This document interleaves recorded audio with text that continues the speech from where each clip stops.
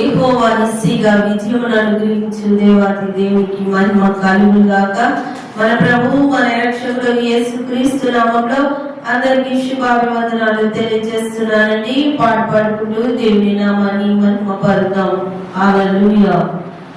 మహిమ ఘనతకు అర్హుడవు నీవే నా దైవము, సృష్టికర్త ముక్తిదాత, సృష్టికర్త ముక్తిదాత, మస్తుతులకు పాత్రుడా, ఆరాధనా నీకే నా యేసయ్యా, ఆరాధనా నీకే, ఆరాధనా స్తుతి ఆరాధనా, ఆరాధనా నీకే, ఆరాధనా స్తుతి ఆరాధనా, ఆరాధనా నీకే, ఆరాధనా నీకే, ఆరాధనా నీకే. సాతాన్ని ఓడించినావు, జయభేరి మ్రోగించినావు, సాతాన్ని ఓడించినావు, జయభేరి మ్రోగించినావు, యెహోవా నిస్సియే జయమునిచ్చెను, యెహోవా నిస్సియే జయమునిచ్చెను, నాకు జయమిచ్చెను, ఆరాధనా నీకే, ఆరాధనా నీకే, ఆరాధనా నీకే నా యేసయ్యా, ఆరాధనా నీకే, ఆరాధనా స్తుతి ఆరాధనా, ఆరాధనా నీకే, ఆరాధనా స్తుతి ఆరాధనా, ఆరాధనా నీకే,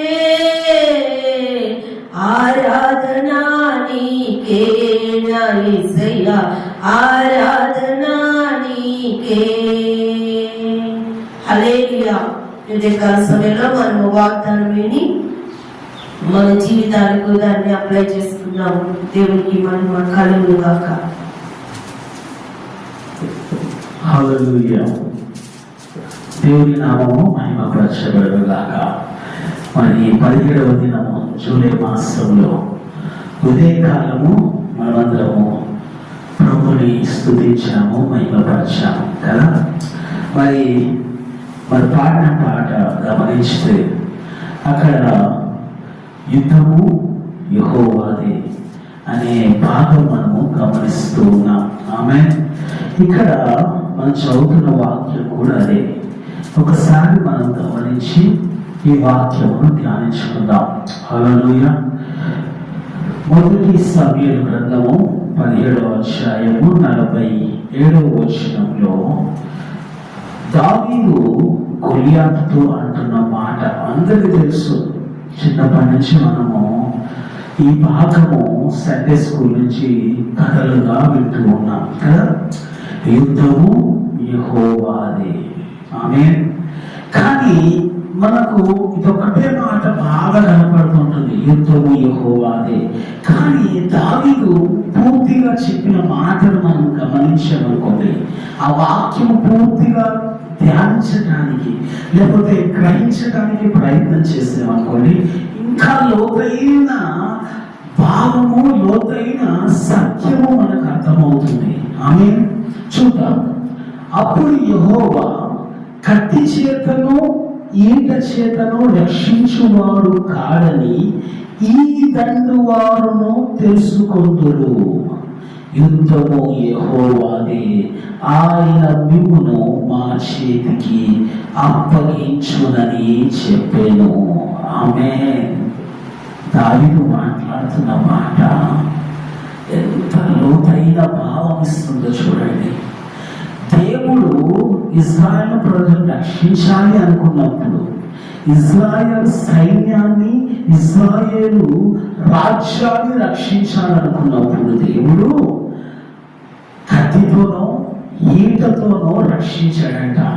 హల్లెలూయా.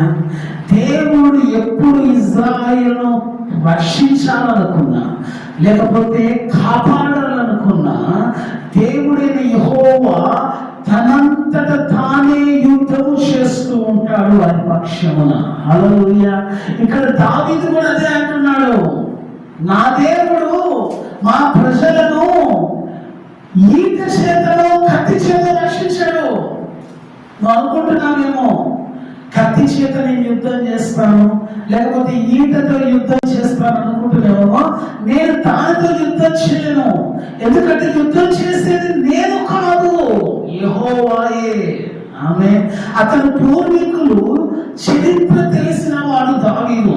ఆమె పూర్వీకుల జీవితంలో దేవుడు ఎలాంటి యుద్ధాల్లో వచ్చి ఇజ్రాయెల్ ప్రజలను రక్షించాడో, ఇజ్రాయెల్ ప్రజలకు విజయం ఇచ్చాడో, ఇజ్రాయెల్ ప్రజలను ఏ విధంగా అయితే నడిపించాడో దావీదు పూర్తిగా గ్రహించిన వాడే ఆ మాట మాట్లాడుతూ ఉన్నాడు. హల్లెలూయా.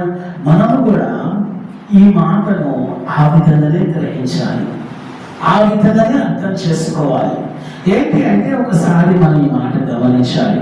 చూద్దాం, ఒకసారి నిర్గమాకాండానికి రండి. 14వ అధ్యాయంలో మనం 14వ వచనం మనం చదివితే ఏమనుందంటే, యెహోవా మీ పక్షమున యుద్ధము చేయును. ఇదేం చేయాలి? ఊరకనే నిలిచి ఉండి చూడవలెనని ప్రజలతో చెప్పాను. ఆమేన్. దేవుడే మన పక్షాన యుద్ధం చేస్తాడని దావీదు గ్రహించిన వాడే ఆ రోజు గొల్యాతుతో అంటున్నాడు. ఏమంటున్నాడంటే, మా దేవుడు మమ్మల్ని రక్షిస్తాడు, కసితో కాదు, ఈటతో కాదు. చెప్పండి ఎంత రక్షిస్తాడు? యుద్ధము తానే చేసి రక్షిస్తాడు. హల్లెలూయా. తను చేసే యుద్ధము ఎలాగుంటుంది అంటే, ఎవరు దాన్ని జయించలేరు, ఎవరు ఆ యుద్ధంలో విజయం పొందుకోలేరు. ఎందుకంటే యుద్ధం చేసేది ఆయన కనుక. యుద్ధము యెహోవాదే. హల్లెలూయా. చెప్పండి, ఎవరి? యెహోవాదే. ఈ మాట మనం ఇంకోసారి గమనిద్దాం. ఇక్కడ చూడండి, ఈ విధంగా అంటున్నాడు. ఏమంటాడంటే, హల్లెలూయా, యెహోవా వారి పక్షాన మనతో యుద్ధం చేయుచున్నాడని చెప్పుకొని. నిర్గమ 14:25 చివరి అంటున్నారు. ఎవరంటున్నారు ఈ మాట? ఫరో అతని సైన్యము ఈ మాట అంటుంది. వీరి పక్షాన వీరి పక్షాన వారి దేవుడిని యెహోవా యుద్ధం చేస్తున్నాడు. వీరు యుద్ధం చేయరు, మీరు చేయాల్సిన అవసరం కూడా లేదు, వీరికి యుద్ధం చేయాల్సిన పరిస్థితి లేనే లేదు. కేవలం ఆయనే యుద్ధం చేస్తాడు. దావీదుకి ఎంత దూరనిశ్చయత ఉందో చూడండి. ఒకసారి మనము ఇక్కడ గమనిద్దాం. 17వ అధ్యాయంలో గమనించామనుకోండి, ఇతను మాట్లాడుతూ ఉన్నాడు. ఎవరు మాట్లాడుతున్నారంటే, గొల్యాతు దావీదుతో మాట్లాడుతూ ఉన్నాడు. ఏమని మాట్లాడుతున్నాడు చూడండి ఒకసారి. 43వ వచనం గమనించండి. ఏమంటున్నాడు? ఫిలిష్తీయుడు కర్ర తీసుకొని నా మీదకు వచ్చుచున్నావే, నేను కుక్కనా? చెప్పండి, ఏమంటాడు గొల్యాతు? నేనేమైనా కుక్కనా, నువ్వు కర్ర తీసుకొని వస్తున్నావు? గొల్యాతును చూసి ఇజ్రాయెల్ సైన్యం అంతా భయపడుతుంది. గొల్యాతును చూసి సౌలు రాజు భయపడుతున్నాడు. మరి ఇంతమంది భయపడుతుంటే నీవేమో చిన్న కర్ర తీసుకొని వస్తున్నావు, నేనేమన్నా కుక్కనా అని ప్రశ్న వేస్తున్నాడు గొల్యాతు. చూడండి, దావీదుకి గొల్యాతు ఎలా కనపడుతున్నాడు? ఒక కుక్కలాగా కనపడుతున్నాడు. హల్లెలూయా. మనము కూడా అదే రకమైన ధైర్యం కలిగి ఉండాలి. దాన్ని ఏమంటారంటే, ఒక బలమైన ధైర్యం అని, దేవుడి మీద సంపూర్ణమైన నమ్మకం అని, దేవుడి మీద సంపూర్ణమైన విశ్వాసం అని. నేను ఒక మనిషితో 6 అడుగులు లేకపోతే 10 అడుగులు ఆజాన బాహువుతో నేను పోరాడట్లేదు, వాడితో నేను యుద్ధం చేయట్లేదు, ఒక కుక్కతో యుద్ధం చేస్తున్నాను. నా పక్షాన దేవుడు నాకు యుద్ధంలో విజయాన్ని ఇస్తాడు అని ఒక పూర్తి విశ్వాసంతో అడుగులు వేస్తున్నాడు దావీదు. అది దేవుడి మీద ఉన్న విశ్వాసం. అలా పెట్టాలి విశ్వాసం. అసలు నీకున్న పరిస్థితి ఎలా ఉన్నా కానీ, నీ ఎదురుగా ఒక కొండంత బలమైన కొండ ఉండొచ్చు, ఒక బలమైన పర్వతం ఉండొచ్చు, కానీ ఏం చెప్పాలి? ఆయన సన్నిధిలో పర్వతములు మైనం వలె కడిగిపోతాయని చెప్పగలగాలి. హల్లెలూయా చెప్పండి. ఇలా ఏం చెప్పాలి? నీ ఎదుట పెద్ద పర్వతం ఉంది, ఆ పర్వతాన్ని చూసానాలి, ఆయన సన్నిధిలో పర్వతమా నువ్వు మైనం వలె కరిగిపోతావు. అలా మాట్లాడగలగాలి. ఇక్కడ ఇంకో మాట మీకు చదివిస్తాను చూడండి. దావీదు ఏమంటున్నాడు 44వ వచనంలో, నా దగ్గర రమ్ము, నీ మాంసమును ఆకాశ పక్షులకును భూమృగములకును ఇచ్చివేతునని ఆ ఫిలిష్తీయుడు దావీదుతో అనగా. హల్లెలూయా. ఫిలిష్తీయుడికి దావీదుకి సంభాషణ అవుతుంది. చూడండి, దావీదునేమో గొలియాతు నేను కుక్కనా అని చెప్పి వాడి దేవతల పేరట ఏం చేస్తున్నాడు? దూషిస్తూ ఉన్నాడు, శపిస్తూ ఉన్నాడు. ఎవరు?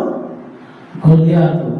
దావీదేమో నేను ఈ రోజు నీ మాంసమును ఆకాశ పక్షులకు భూమి ముఖాలకు వేస్తాను అని శపథం చేస్తున్నాడు. హల్లెలూయా. అది దేవుడి నామంలో ధైర్యం. నీవు నేను ఎలాగున్నా మన పరిస్థితి చూసి ఇంకా భయపడుతున్నామా, వణికిపోతున్నామా, ఇంకా మనము చేయగలిగి ఉన్నామా, లేకపోతే విశ్వాసంతో వాటితో మాట్లాడుతూ ఉన్నామా? నా దేవుడు నిన్ను తీసివేయబోతున్నాడు, నా దేవుడు నిన్ను పూర్తిగా లయము చేస్తూ ఉన్నాడు అని మాటలు మాట్లాడతామా? లేకపోతే ఇంకెంతకాలం నేను బాధపడాలి, ఎంతకాలం దుఃఖించాలని బాధపడుతూ ఉంటామా?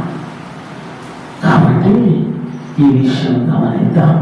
చివరిగా మాట చెప్తాను వినండి. ఇక్కడ 46వ వచనం చూడండి. ఈ దినమున యెహోవా నిన్ను నా చేతికి అప్పగించును, నేను నిన్ను చంపి నీ తల తెగవేతును. ఇశ్రాయేలీయులలో దేవుడు ఉన్నాడని లోక నివాసులందరూ తెలుసుకున్నట్లు నేను ఈ దినమున ఫిలిష్తీయుల యొక్క కళేబురములను ఆకాశ పక్షులకు భూములకు ఇత్తును.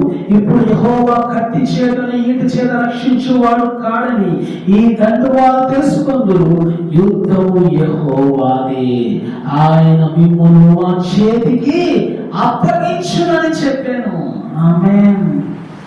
ఆ రోజు మోషేతో దేవుడు మాట్లాడిన మాట ఈ రోజు దావీదు మాట్లాడుతూ ఉన్నాడు. గమనించండి, ఆయన ధర్మశాస్త్రాన్ని ఎంతగా పఠించాడో, లేక పూర్వం జరిగిన చరిత్రను ఎంతగా ధ్యానించాడో, చరిత్రను ఎంతగా అర్థం చేసుకున్నాడో చూడండి. అదే ఆ రోజు దేవుడు ఏమన్నాడు? నీ శత్రుడిని నేను నీ చేతికి అప్పగించబోతున్నాను అనే వాగ్దానాన్ని రూఢిగా నమ్మాడు దావీదు. అదే మాట ఇక్కడ కూడా అంటున్నాడు, ఈ రోజు మిమ్మల్ని నా చేతికి దేవుడు అప్పగించబోతున్నాడు అన్నాడు. అవును, దేవుడు మనకి ఈ లోకంలో ఉన్న వాటన్నిటిని అప్పగించబోతున్నాడు. నీ శత్రువుని అప్పగించబోతున్నాడు, నీ శ్రమని అప్పగించబోతున్నాడు, నీ పాపం దేవుడికి అప్పగించబోతున్నాడు, నీ మీద విరోధులుగా ఉన్న వారందరినీ దేవుడిని అప్పగించబోతున్నాడు, నీ ప్రతి పరిస్థితిని దేవుడికి అప్పగించబోతున్నాడు. యుద్ధము యెహోవాదే, మనుషులు కాదు. నీ శత్రువులు నీ మీద విజయం పొందుకోచాలరు అంటాడు ఇర్మియాలో.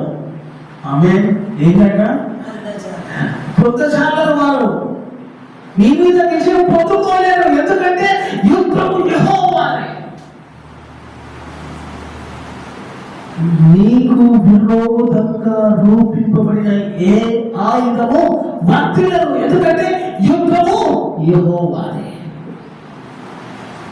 దేవుడు యుద్ధం చేస్తే ఎలా ఉంటుందంటే మనము ఇక్కడ గమనిస్తున్నాం. చూడండి, అతనంట తన సంచిలో చెయ్యి వేసి అందులో నుండి ఒక రాయి తీసుకొని వడిసెలో విసిరి ఆ ఫిలిష్తీయుల నుదుటి మీద కొట్టాను. ఆ రాయి వాని నుదురు చొచ్చినందున వాడు నేలను పూర్ణ పడెను. ఇప్పుడు ఒక రాయి మనిషికి తగిలితే ఏమవుతారు? నొప్పి తగ్గుతుంది అంతే. కానీ అదేమైందంటే అతని లోపలికి చొచ్చుకుపోయిందంట. హల్లెలూయా. అతను ఇట్లా విసురుతున్నప్పుడు ఆ రాయి బయట వలసలో నుంచి బయటికి వచ్చినప్పుడు ఆ రాయికి దేవుని శక్తి తోడై ఆ రాయి అతని గొల్లియాతో నుదిటి లోపలికి చొచ్చుకుపోయింది. చూడండి, హల్లెలూయా. ఆ రాయి వెనకాల ఉన్న శక్తి ఏంటో తెలుసా? దేవుని హస్తము. దేవుని హస్తము ఆ రాయిని ఏం చేసింది? పుష్ చేసింది. ఇట్లా ఆ పుష్ చేయడంతో గొలియాతు నుదిటి లోనికి వెళ్ళిపోయింది. అంటే తల లోపలికి వెళ్ళిపోయింది. ఆమె అక్కడే చనిపోయాడు. అది తాకటముతోనే గొలియాతు నుదిటికి తాకటంతోనే గొలియాతు ఏమైపోయాడు? నేల బొరుల పడి చనిపోయాడు. ఆ రాయికి అంత శక్తి రావటం గల కారణం ఏంటి అంటే యుద్ధము యెహోవాది అని మాట పలికినప్పుడు దేవుడు దాన్ని స్థిరపరిచాడు. హల్లెలూయా. దావీదు నోటిలో నుంచి వచ్చిన మాటను దేవుడు నెరవేర్చి ఉన్నాడు. ఎస్, ఈ యుద్ధము నాది, నాకు అప్పగించాడు, నన్ను చేయమన్నాడు, నేనేం చేస్తాను దాన్ని స్థిరపరుస్తాను అని స్థిరపరిచాడు. ఆమె ఈరోజు నీవు కూడా ఒక దేవుని వాక్యం అనే ఆయుధాన్ని తీసుకొని నీవు విసిరితే దేవుడు దాన్ని నెరవేర్చబోతున్నాడు, స్థిరపరచబోతున్నాడు. ఆమె నువ్వు నమ్మాలి. పలికేటప్పుడు దాని ఈ నోటిలో నుంచి వాక్కు వెడలవుతున్నప్పుడు అది శక్తితో బలంతో ఉండాలి, జీవంతో ఉండాలి. ఆ సమయంలో దేవుడు దాన్ని కార్యం చేస్తాడు. నేను ఎప్పుడు ఒకటి చెప్తూ ఉంటాను, మా కుటుంబంలో ప్రార్థన చేస్తుంటాను. ఎవరు ప్రార్థన చేస్తారంటే దేవుడు నా పక్షాన కార్యం చేస్తున్నాడని చెప్తాను. దేవుడు నా పక్షాన అద్భుతం చేస్తున్నాడని చెప్తాను. దేవుడు నన్ను, నా కుటుంబాన్ని హెచ్చిస్తున్నాడని చెప్తాను. దేవుడు నా పరిచయం రాబోతున్న కాలంలో గొప్పగా విస్తరించబోతున్నాడని చెప్తుంటాను. అది ఎలా చెప్తాను? నెమ్మదిగా చెప్పాను, బలంగా చెప్తాను, విశ్వాసంతో చెప్తాను, దృఢంతో చెప్తాను, నిశ్చయంతో చెప్తాను. అప్పుడు దేవుడు దాన్ని ఏం చేస్తున్నాడు? స్థిరపరుస్తున్నాడు, నెరవేరుస్తూ ఉన్నాడు, జరిగిస్తూ ఉన్నాడు. కాబట్టి దేవుడు చేయబోతున్నాడు ఆ గొప్ప కార్యము మనమందరము చూడబోతూ ఉన్నాం. నీ జీవితంలో అద్భుతం చూడాలి అంటే ఏం చేయాలి? వాక్యం అనే ఆయుధం చేత పట్టుకొని వాక్యం అనే ఆయుధాలను విడుదల చేయాలి. దేవుడు దాన్ని స్థిరపరుస్తాడు.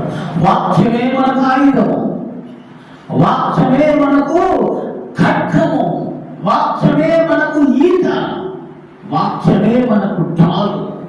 ఆ వాక్యము చేత పట్టుకొని పలుకుతూ ఉన్నాడు. దేవుడు దాన్ని స్థిరపరుస్తుంటాడు. కాబట్టి దావీదు వలె యుద్ధము యెహోవాదే. ఆయన కత్తితోనో ఈటతో రక్షించే దేవుడు కాదు, తన హస్తముతో రక్షించే దేవుడు అని చెబుతూ ఉంటాడు. నా కుటుంబాన్ని నేను అదే చెప్తాను, నా సంఘాన్ని నేను అదే చెప్తాను. నా దేవుడు తన హస్తముతో నన్ను రక్షిస్తాడు. తన దక్షిణ హస్తము సాహస కార్యములు చేయనని పలుకుతూ ఉంటాను. దేవుడు ఖచ్చితంగా చేస్తాడు. నీ జీవితంలో చేస్తాడు, నీ కుటుంబ జీవితంలో చేస్తాడు, నువ్వు చేస్తున్న ఉద్యోగంలో చేస్తాడు, నువ్వు చేస్తున్న వ్యాపారంలో చేస్తాడు, నువ్వు చేస్తున్న ప్రతి ప్రయత్నంలో దేవుడు చేస్తాడు. నీవు ఆ మాటను విశ్వసించి పలుకుతాం చాలా అవసరమైంది. ఈ మాటలు దీవించిన కాక ప్రార్థన చేద్దాం. పరిశుద్ధుడా మా ప్రియ పరలోకపు తండ్రి, దావీదు ఏ విధంగా అయితే ప్రభా ధర్మశాస్త్రంలో రాయబడిన వాగ్దానం నమ్మాడు. తన పూర్వీకులు చూసిన ఆ గొప్ప కార్యాన్ని నమ్మాడు. తన విన్న పూర్వీకుల జీవితంలో జరిగిన ఆశ్చర్య కార్యాలు విని నమ్మి ఉన్నాడు, విశ్వసించి ఉన్నాడు. ఈరోజు దావీదు జీవితంలో జరిగిన కార్యాన్ని మేము విని విశ్వసిస్తూ ఉన్నాం.